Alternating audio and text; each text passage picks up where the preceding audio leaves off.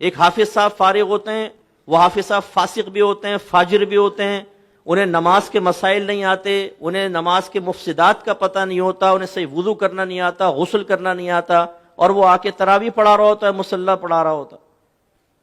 ناراض مت ہوئیے گا، ہماری مسجد کمیٹی اس کا امتحان لینے کے لیے یہ نہیں پوچھتی کہ تمہیں کچھ مسائل پتہ ہیں کہ نہیں پتہ، تم امامت کرو گے۔ وہ کہتے ہیں 2 رکعت نماز پڑھ کے سنائیں ذرا، ہم دیکھتے ہیں، ہمارے نمازی ٹیسٹ لیں گے آپ کا کہ آپ کیسا پڑھتے ہیں۔ یہ 2 رکعت وہ اخلاص کے ساتھ پڑھ لے، میرا تو حسن ظن قائم ہو ہی نہیں سکتا۔ میرے استاد محترم کر لیں تو الگ بات ہے، میں تو کر ہی نہیں سکتا ہوں، کیسے کریں حسن ظن؟ وہ تو فل ریاکاری کے ساتھ پڑھے گا تاکہ لوگ متاثر ہوں اور میری جگہ بن جائے یہاں پر، اور پھر ہم اس کی خوش الہانی سے متاثر ہو کر مصلی اس کے حوالے کر دیتے ہیں، کیا پڑھا ہے جی قاری صاحب نے یار، 20 منٹ میں 20 رکعت تراویح ختم، واہ کیا بات ہے، یعلم تعلم یعلم تعلم یعلم تعلم، ختم صاحب۔ تو جہالت کا عالم یہ ہے کہ کوئی ہم صرف حفظ کروا کے سمجھتے ہیں کہ ہو گیا معاملہ، اور وہ خواب دیکھ رہے ہوتے ہیں۔ اگر کوئی حافظ بیٹھا بھی ناراض مت ہو، لیکن نبی کریم صلی اللہ علیہ وسلم نے حافظ کے لیے جو فضیلت بیان فرمائی اسے مقید کیا ہے عمل کے ساتھ۔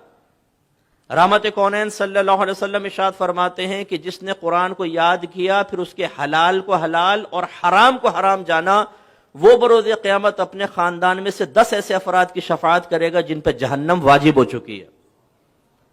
تو یہ حلال کو حلال، حرام کو حرام جانا تو بیچ میں سے ہٹا دیا۔ جس نے قرآن حفظ کیا 10 کی شفاعت کرے گا۔ حافظ صاحب چھوڑے ہو کے گھوم رہے ہیں، یہاں تراویح پڑھائی، 27ویں میں شیو کر کے زمزم پہ پہنچے ہوئے بہنوں کی زیارت کے لیے، طارق روڈ پہ پہنچا ہوا ہے وہ یاترا کرنے کے لیے پوری رات۔ یہ حال ہے ہمارا۔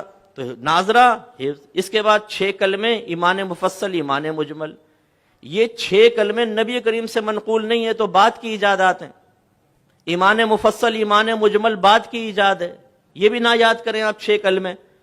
یہ جو بے وقوف قسم کے بعض لوگ ہوتے ہیں جو ان 6 کلموں کو کسی انسان کے مذہبی ہونے کا معیار قرار دیتے ہیں۔